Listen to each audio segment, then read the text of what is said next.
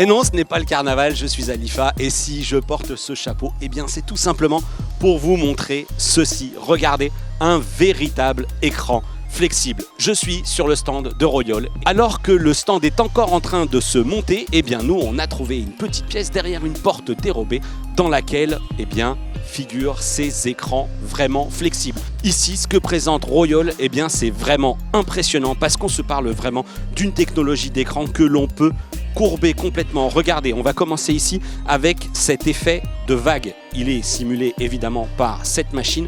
Cet écran est en plus de très belle qualité. Écran OLED avec une précision de l'ordre des 300 points par pouce et même au-delà en fait de ce que nous annonce Royol. Ce qu'on peut vous dire, c'est que c'est vraiment joli, contrasté. Alors c'est vrai qu'on a des contenus adaptés pour ça ici avec ce dessin animé et c'est bluffant parce que en plus, eh bien regardez, on va lancer la petite ventilation et on le voit bien, cet écran il est vraiment flexible.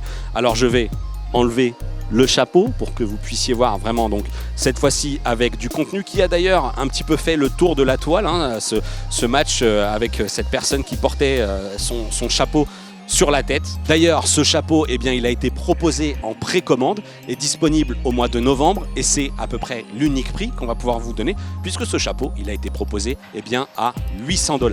Pour le reste, aucun prix n'est communiqué par Royol, c'est vraiment les débuts de la technologie. Il y a un autre truc qui est assez génial, c'est ce qui se situe juste là.